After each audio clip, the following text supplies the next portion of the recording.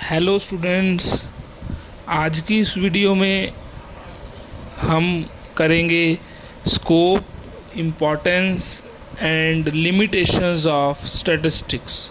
कि स्टैटिस्टिक्स का क्या स्कोप है, क्या इम्पोर्टेंस है और उसकी क्या क्या लिमिटेशंस है। तो आइए फर्स्ट ऑफ ऑल हम करते हैं scope and importance of statistics.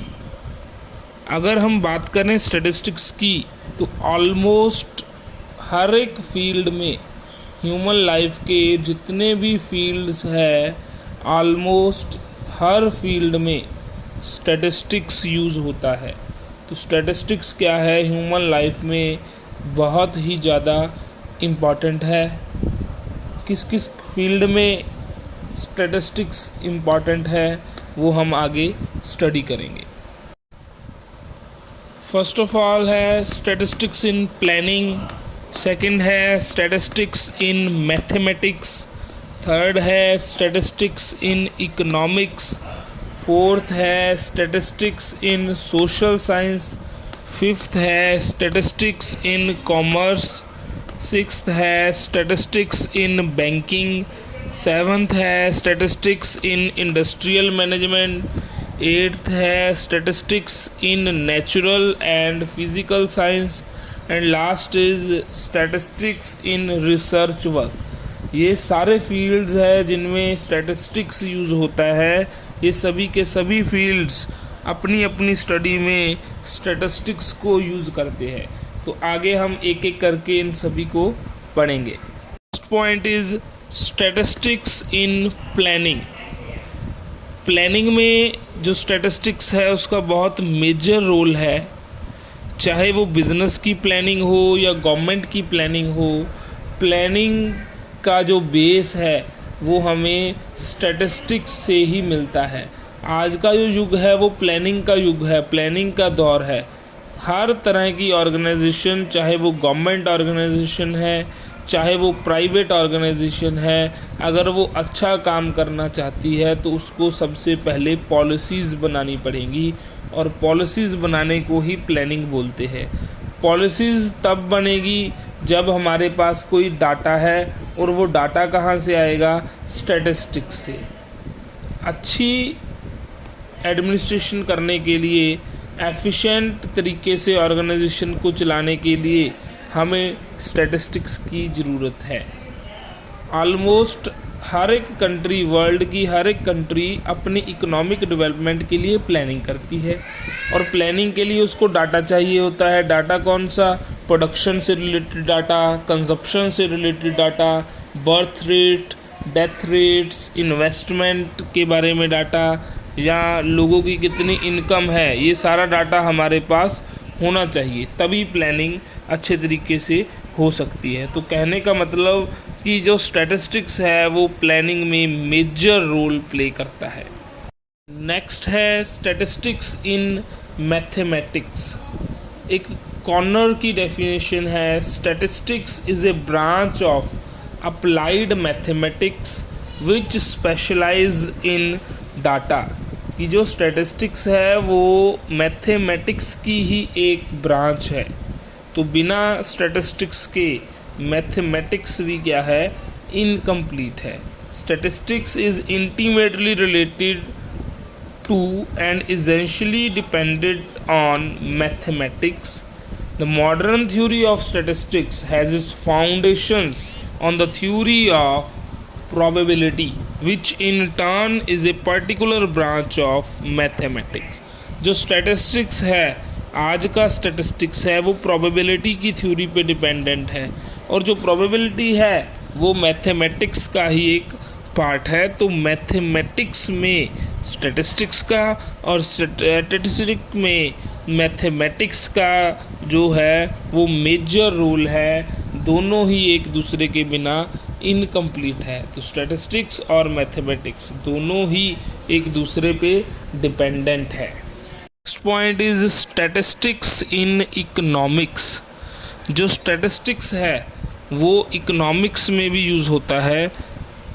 बिना स्टैटिस्टिक्स के इकोनॉमिक्स की स्टडी भी हम नहीं कर सकते।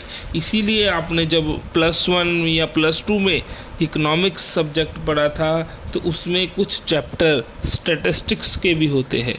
तो जितनी भी टेक्निक्स है इकोनॉमिक्स की, चाहे इकोनॉमिक थ्योरीज़ है, चाहे कोई भी इकोनॉमिक प्रॉब्लम है, चाहे कोई भी इकोनॉमिक पॉलिसी बनानी है या इकोनॉमिक प्लानिंग करनी है या बजट बनाने हैं या नेशनल इनकम अकाउंटिंग है या फॉरेन ट्रेड है, ये सारे के सारे बिना स्टैटिस्टिक्स की हेल्प के कंप्लीट नहीं हो सकते, क्योंकि ये सारा कुछ डाटा पे बेस्ड है और वो डाटा कहाँ से आता है? स्टैटिस्टिक्स की हेल्प से। दो तरह की एग्जांपल्स है, देखिए। For example, index number are used to study the prices of commodity, volume of production, imports and exports. कि जो ये चार चीज़ें बताई मैंने, price of commodity, volume of production, imports and exports, ये चारों के लिए जो डाटा है वो डाटा हमें कहाँ से मिलता है? इंडेक्स नंबर से। और इंडेक्स नंबर क्या है? स्टैटिस्टिक्स की एक टेक्निक। दूसरी एग्जांपल है, time series analysis is used to study the behaviour of price, production, consumption and money in circulation and sales of the firm. जो 5 चीज़ें बताई है कि प्राइजेस कैसे बिहेव करते हैं, प्रोडक्शन या कंजप्शन कैसे होती है कमोडिटीज़ की, मनी इन सर्कुलेशन, कंट्री में कितनी मनी सर्कुलेशन में है, या सेल्स ऑफ द फर्म। तो ये सारा कुछ एनालाइज किसके हेल्प से होता है? टाइम सीरीज एनालिसिस के। और जो टाइम सीरीज एनालिसिस है वो भी स्टैटिस्टिक्स का ही एक पार्ट है। Next point is statistics in social science. The statistical methods are also useful in the field of history, sociology, education and psychology. Social science की जितनी भी ब्रांचेस है, चाहे वो हिस्ट्री है, चाहे वो सोशोलॉजी है, चाहे वो साइकोलॉजी है, कोई भी ब्रांच बिना स्टैटिस्टिक्स की हेल्प के कंप्लीट नहीं हो सकती। हर किसी में स्टैटिस्टिक्स हेल्प करता है।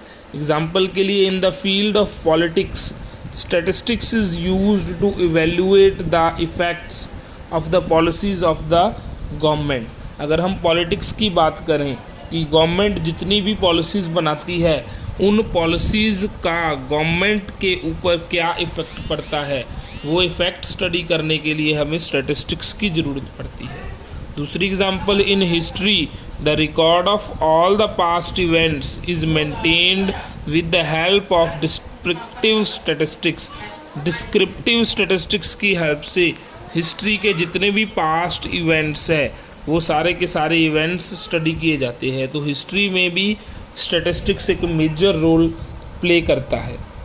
एक डेफिनेशन है क्रॉक्स्टन एंड काउडन की, without an adequate understanding of the statistical methods, the investigators in social sciences may be like the blind man groping in a dark room for a black cat that is not there. देखिए कितने अच्छे तरीके से समझाया गया है क्रॉक्स्टन and cow dung की definition में कि अगर हम हिस्ट्री में या सोशल साइंस में कुछ स्टडी कर रहे हैं और उसके साथ स्टैटिस्टिक्स यूज़ नहीं कर रहे, तो वो ऐसा ही है जैसे एक ब्लाइंड मैन एक डार्क रूम में, अंधेरे कमरे में एक ब्लैक कलर की बिल्ली को, एक ब्लैक कलर की कैट को ढूंढ रहा है, वो वाली कैट जो एक्चुअल में वहाँ पे है ही नहीं। तो ऐसा हाल है सोशल साइंस का स्टैटिस्टिक्स के बिना, जैसे एक ब्लाइंड मैन अंधेरे कमरे में ब्लैक कलर की कैट को ढूंढ रहा है जो एक्चुअल में वहाँ है ही नहीं। तो स्टैटिस्टिक्स और सोशल साइंस दोनों का आपस में बहुत मेजर रिलेशन है, दोनों ही मेजर रोल प्ले करते हैं एक दूसरे की स्टडी में। Next point is statistics in commerce. Statistics is also helpful in each and every activity that is covered under the framework of the commerce. Commerce में जितनी भी एक्टिविटीज़ आती है वो सारी की सारी एक्टिविटीज़ में स्टैटिस्टिक्स एक मेजर रोल प्ले करता है। इसीलिए जो कॉमर्स का सिलेबस है, चाहे वो +1 है, चाहे वो +2 है, चाहे वो बीकॉम है, चाहे बीबीए है, चाहे एमबीए है या चाहे एमकॉम है, कोई भी कोर्स है कॉमर्स का, उसमें स्टैटिस्टिक्स सब्जेक्ट ज़रूर है, क्योंकि मेजर रोल प्ले करता है स्टैटिस्टिक्स कॉमर्स की स्टडी में। कोई भी बिजनेस एक्टिविटी है जैसे production management, demand forecasting, financial analysis, costing, marketing, man power planning, marketing research, किसी भी तरह की कोई भी एक्टिविटी है कॉमर्स से रिलेटेड, उस हर एक एक्टिविटी में स्टैटिस्टिक्स मेजर रोल प्ले करता है। स्टैटिस्टिक्स हर जगह काम आता है commerce. Next point is statistics and banking. जो बैंकिंग का फील्ड है उसमें भी स्टैटिस्टिक्स एक मेजर रोल प्ले करता है। बिना स्टैटिस्टिक्स के बैंकिंग भी पॉसिबल नहीं है। चाहे इंटरेस्ट रेट्स फिक्स करने हो, इंटरेस्ट रेट फिक्स करने के लिए क्या देखना पड़ता है, demand for finance and supply of finance, और ये पता किससे चलती है, स्टैटिस्टिक्स की हेल्प से। एडवांसिंग ऑफ लोन, कोई भी लोन देना है किसी पर्सन को, उसके लिए भी स्टैटिस्टिक्स की ज़रूरत है। मेकिंग रिकवरी, जो लोन दिए हुए है उस अमाउंट की रिकवरी करनी है, तो रिकवरी के लिए भी स्टैटिस्टिक्स की ज़रूरत है। इस्टेब्लिशमेंट ऑफ न्यू ब्रांचेस, कोई भी बैंक की कहीं पे भी न्यू ब्रांच ओपन करनी है तो न्यू ब्रांच ओपन करने के लिए भी स्टैटिस्टिक्स ही काम आता है। जहाँ कम जो बैंक है उसकी क्रेडिट पॉलिसी चेक करनी है, उसकी क्रेडिट पॉलिसी देखनी है, तो उसमें भी स्टैटिस्टिक्स ही यूज़फुल है। तो कहने का मतलब कि जो बैंकिंग है उसमें भी स्टैटिस्टिक्स कई जगह यूज़ होता है। स्टैटिस्टिक्स के बिना बैंकिंग भी पॉसिबल नहीं है। Next point is statistics and industrial management. जो इंडस्ट्रियल मैनेजमेंट है उसमें भी स्टैटिस्टिक्स एक मेजर रोल प्ले करता है। बिना स्टैटिस्टिक्स के कोई भी इंडस्ट्री प्रॉपरली काम नहीं कर सकती। Statistical quality control is a branch of statistics that deals with quality control of manufactured goods. हर एक मैन्युफैक्चरिंग यूनिट है, जो फैक्ट्री है, वो जो अपने यूनिट्स प्रोड्यूस करती है उसके लिए वो क्वालिटी कंट्रोल का एक अलग ब्रांच बना के रखती है जो क्वालिटी कंट्रोल के साथ डील करती है। और जो वो क्वालिटी कंट्रोल वाली जो ब्रांच है वो भी स्टैटिस्टिक्स को ही यूज़ करती है क्वालिटी कंट्रोल करने के लिए। उसमें वो प्रोबेबिलिटी थ्योरी या सैम्पलिंग टेक्निक्स, इन दोनों की हेल्प से क्वालिटी को कंट्रोल करते हैं। फॉर एग्ज़ाम्पल ISO जो इंटरनेशनल स्टैंडर्ड ऑर्गेनाइजेशन है, वो भी अलग अलग तरह के स्टैटिस्टिकल प्रोसीजर्स को फॉलो करते हैं। किसके लिए? ISO सर्टिफिकेट्स इशू करने के लिए। तो ISO सर्टिफिकेट्स जो भी इशू होते हैं वो स्टैटिस्टिकल टेक्निक्स की हेल्प से ही होते हैं। Next point is statistics and natural and physical sciences. जो साइंस है, चाहे वो नेचुरल साइंस है चाहे वो फिजिकल साइंस है, उन दोनों में स्टैटिस्टिक्स कैसे हेल्पफुल है।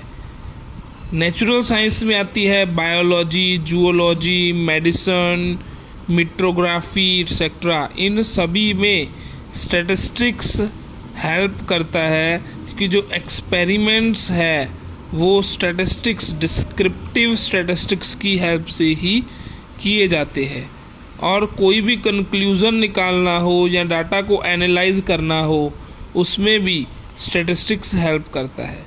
अगर हम फिज़िकल साइंस की बात करें तो उसमें आता है ज्योग्राफी, जियोलॉजी, एस्ट्रोनॉमी, फिज़िक्स। तो इन सभी में भी जितने भी कॉम्प्लेक्स फिनोमिनन्स हैं उनको स्टडी करने के लिए न्यूमेरिकल डाटा की ज़रूरत पड़ती है, और जो न्यूमेरिकल डाटा है वो स्टैटिस्टिक्स की हेल्प से ही मिलता है। तो चाहे नेचुरल साइंस है चाहे फिज़िकल साइंस है, दोनों में ही स्टैटिस्टिक्स एक मेजर रोल प्ले करता है। Next point is statistics in research work. जो रिसर्च वर्क है, जितना भी रिसर्च का फील्ड है, उन सभी में स्टैटिस्टिक्स यूज़ होता है। बिना स्टैटिस्टिक्स के रिसर्च वर्क इनकम्प्लीट है, चाहे वो किसी भी तरह का रिसर्च वर्क हो। इम्पॉर्टेंट रोल प्ले करता है स्टैटिस्टिक्स रिसर्च में, चाहे वो empirical investigations of the laws हो, चाहे वो किसी भी तरह की थ्योरी हो जिसे हमने स्टडी करना हो, चाहे वो प्रैक्टिकल वैलिडिटी वेरीफाई करनी हो लॉज की, चाहे कोई भी थ्योरी हो, हर किसी में स्टैटिस्टिक्स यूज़फुल है। Next topic is limitations of statistics. कोई भी चीज़ के जितने मर्जी बेनिफिट्स हो, बट उसमें कुछ ना कुछ लिमिटेशंस, कुछ ना कुछ कमियां ज़रूर होती है। ऐसे ही स्टैटिस्टिक्स में भी कुछ लिमिटेशंस है, जिसमें फर्स्ट है क्वालिटेटिव आस्पेक्ट इग्नोर्ड। सेकंड है it doesn't deal with individual items. Third है it doesn't depict entire story of a phenomenon. Fourth है it is liable to be misused. Fifth है laws are not exact. Next है results are true only on average. Next है too many methods to study the problems. And last point is statistical results are not always beyond doubts। अभी हम आगे की video में ये सारे points एक एक करके एक्सप्लेन करते हैं। फर्स्ट पॉइंट है क्वालिटेटिव एस्पेक्ट्स इग्नोर्ड। स्टैटिस्टिक्स में हमने पहले ही पढ़ा है पिछली वीडियो में कि जो स्टैटिस्टिक्स है वो क्या करता है, सिर्फ और सिर्फ क्वांटिटेटिव डाटा को यूज़ करता है। ये क्वालिटेटिव एस्पेक्ट्स को इग्नोर करता है, उनकी स्टडी नहीं करता। एग्जाम्पल है हेल्थ, रिचेस, इंटेलिजेंसी, इन सब को स्टडी नहीं करता स्टैटिस्टिक्स। स्टैटिस्टिक्स में सिर्फ वो वाली आइटम्स, वो वाले एस्पेक्ट्स ही स्टडी किए जाते हैं जिन्हें हम क्वांटिटेटिव फॉर्म में रिप्रेजेंट कर सकते हैं। तो हम कहने को तो ये कहते हैं ऑलमोस्ट एवरी फील्ड में स्टैटिस्टिक्स यूज़ होता है, बट उन फील्ड्स में जो भी क्वालिटेटिव एस्पेक्ट्स है, क्वालिटेटिव डाटा है, उनको स्टैटिस्टिक्स इग्नोर करता है। तो ये सबसे बड़ी लिमिटेशन है स्टैटिस्टिक्स की कि ये क्वालिटेटिव एस्पेक्ट्स को इग्नोर करके सिर्फ और सिर्फ क्वांटिटेटिव एस्पेक्ट्स को देखता है, यूज़ करता है। First point, it doesn't deal with individual items. एक डेफिनेशन है हॉर्स सेक्रिस्ट की, by statistics we mean aggregates of facts placed in relation to each other. हमने पिछली वीडियो में भी जब फीचर्स किए थे स्टैटिस्टिक्स के, उसमें भी पढ़ा था कि स्टैटिस्टिक्स क्या है, aggregate of facts. Individual items को ये डील नहीं करता, इसमें सिर्फ और सिर्फ एग्रीगेट्स ऑफ फैक्ट्स को यूज़ किया जाता है। Individual terms such as death of 6 persons in an accident, 85% results of a class in a particular year will not amount to statistics as they are not placed in a group of similar items. It does not deal with the individual items, however important they may be। चाहे कितनी भी important information हो किसी individual की, statistics उससे deal नहीं करता। क्यों? क्योंकि statistics deals only with aggregates of facts. इस तरह से काफ़ी सारी इम्पॉर्टेंट इंफॉर्मेशन है जो वो स्टैटिस्टिक्स में यूज़ नहीं हो पाती। इसलिए स्टैटिस्टिक्स की ये भी एक बहुत बड़ी लिमिटेशन है, बहुत बड़ी कमी है। Point is it does not depict entire story of a phenomenon. जो स्टैटिस्टिक्स है वो क्या है, हर एक चीज़ को एक्सप्रेस यूज़ नहीं कर पाता, क्योंकि statistics deals only with numerical data. और हर चीज़ को हम अगर कहें उसको डाटा की फॉर्म में, न्यूमेरिकल डाटा की फॉर्म में नहीं एक्सप्रेस कर सकते, तो जो कंक्लूजन्स निकलते हैं with the use of statistics वो करेक्ट नहीं होते, क्योंकि इसमें हम हर तरह का डाटा इंक्लूड नहीं करते।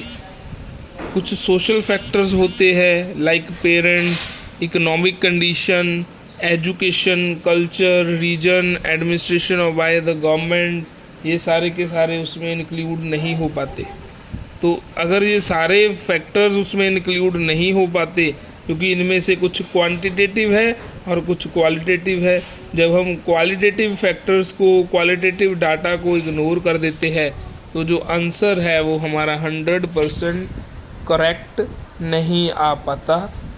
तो ये भी एक प्रॉब्लम है स्टैटिस्टिक्स में। Next point, it is liable to be misused. एक WI किंग की डेफिनेशन है, one of the shortcomings of statistics is that do not bear on their face the level of their quality. Statistics में है उसके face पे उसकी quality का label नहीं लगा होता। मतलब जो भी हम मेथड यूज़ करते हैं स्टैटिस्टिक्स का, ये ज़रूरी नहीं है कि जो उसका आंसर है वो बिल्कुल सही आएगा। उसमें कई बार कोई प्रॉब्लम भी हो सकती है, क्योंकि अगर डाटा ही इनएक्सपीरियंस्ड या डिसऑनेस्ट पर्सन या बायस्ड पर्सन ने कलेक्ट करके हमें दिया है, तो अगर डाटा ही करेक्टली कलेक्टेड नहीं है तो उससे जो हमारा कंक्लूज़न आएगा वो भी करेक्ट नहीं होगा। तो कई बार क्या है, डाटा मिसक्यूड होता है। तो स्टैटिस्टिक्स में ये भी एक मेजर लिमिटेशन है। Point is laws are not exact. Statistics में भी जो भी फंडामेंटल लॉज यूज़ होते हैं वो पूरी तरह से एग्जैक्ट यूज़ नहीं होते। पहला लॉ है law of inertia of large numbers, दूसरा है लॉ ऑफ स्टैटिस्टिकल रेगुलरिटी। तो ये दोनों लॉ कई बार कंप्लीटली अच्छी तरह से एग्जैक्टली यूज़ नहीं हो पाते। दोनों के दोनों लॉज प्रोबेबिलिटी पे बेस्ड है, तो ये उतने अच्छे इसके रिज़ल्ट नहीं है जितने साइंटिफिक लॉज के हैं, क्योंकि प्रोबेबिलिटी के बेस पे जो डाटा हम सेलेक्ट करते हैं वो कई बार अप्रॉक्सीमेशन होती है, उसमें अप्रॉक्सीमेट डाटा होता है, तो कई बार उसमें प्रॉब्लम्स आ जाती है। तो जो स्टैटिस्टिक के लॉज है वो एग्जैक्ट नहीं है, ये भी एक मेजर प्रॉब्लम है statistic. Next point is results are true only on average. फिर एक WL किंग की डेफिनेशन है, statistics largely deals with averages and these averages may be made up of individual items radically different from each other. कि जो statistics है वो averages पे काम करता है। तो जब हम एवरेजेस पे काम करते हैं, एक जगह पे हम एवरेजेस से काम कर रहे हैं, एक जगह पे हम जो ओरिजिनल डाटा है उस पे काम कर रहे हैं, तो जो हम ओरिजिनल डाटा से काम करेंगे वो हमेशा बेस्ट होगा, और जो एवरेज से काम करेंगे वो हमेशा बिलो देन ओरिजिनल होगा। तो जो स्टैटिस्टिक्स है वो हमेशा क्या है, एवरेजेस पे काम करता है। तो ये भी एक मेजर प्रॉब्लम है, इसमें ओरिजिनलिटी ऑफ डाटा है ही नहीं। Next point is too many methods to study problems. Croxton and Cowden ने डिफाइन किया, it must not be assumed that the statistics is the only method to use in research, neither should this method of consider the best attack for the problem। कि जो statistics है इसमें क्या है, बहुत सारे मेथड्स है, जिसमें mean, median, mode, mean deviation, standard deviation, index number, correlation, regression, skewness, मतलब बहुत सारी टेक्निक्स है, बहुत सारी मेथड्स है, और हमने कौन सा मेथड यूज़ करना है, तो ये सिलेक्शन ही बहुत ज़्यादा टाइम ले लेती है। अगर गलत सिलेक्शन हो जाए तो रिज़ल्ट भी डिफ़र कर जाते हैं। तो इतने सारे मेथड्स पहले तो याद करने ही बहुत मुश्किल है, याद करने के बाद उनको यूज़ करना ही बहुत मुश्किल है। तो स्टैटिस्टिक्स में ये एक मेजर प्रॉब्लम है कि चॉइस ऑफ मेथड, हमने मेथड कौन सा यूज़ करना है, और एक एक टेक्निक के आगे कितने कितने मेथड्स है। जैसे हम कोरिलेशन की बात करें तो उसमें कार्ल पियर्सन्स कोरिलेशन है, उसमें स्पीयरमैन्स रैंक कोरिलेशन है, और कॉन्करेंट डेविएशन वाली कोरिलेशन है। और मीन की बात करें तो उसमें डायरेक्ट मेथड है, उसमें शॉर्टकट मेथड है, उसमें स्टेप डेविएशन मेथड है, और हर एक सीरीज़ के अलग अलग फार्मूलाज है। तो मतलब एक कॉम्प्लिकेटेड टास्क है इसके मेथड्स को यूज़ करना। Last limitation is statistical results are not always beyond doubt. L R. Connor की डेफिनेशन है, statistics deals only with measurable aspects of things and therefore can seldom give the complete solution to the problem. They provide on the basis of judgement but not on the whole judgement. जो statistics है वो judgement पे based होता है, but whole judgement पे नहीं होता, क्योंकि हमने उसमें एवरेज ली है, और एवरेज हमेशा क्या है, होल डाटा से बिलो होती है। अगर हम पूरे डाटा को टेक इन अकाउंट करके काम करें और दूसरी जगह पे हमने सिर्फ एवरेज को या कुछ सिलेक्टेड वैल्यूज़ को लेकर काम किया, तो दोनों में क्या है, डिफरेंस आएगा। तो स्टैटिस्टिक्स के जो रिज़ल्ट्स है वो हमेशा क्या होते हैं, बियॉन्ड डाउट होते हैं, उसमें कई तरह के डाउटफुल रिजल्ट्स भी आते हैं। तो इस वीडियो में आज हमने दो चीज़ें मेनली की, स्कोप ऑफ स्टैटिस्टिक्स जिसको इम्पोर्टेंस या रोल भी बोलते हैं, और लिमिटेशंस ऑफ स्टैटिस्टिक्स भी की। आई होप कि सभी को समझ आ चुके होंगे सभी पॉइंट। अगर आपको कोई भी पॉइंट नहीं समझ आया या किसी भी पॉइंट में किसी भी तरह की कोई डाउट है, कोई क्वेरी है, तो आप मेरे नंबर पे कॉल करके या मुझे मैसेज करके मेरे से पूछ सकते हैं। Thank you.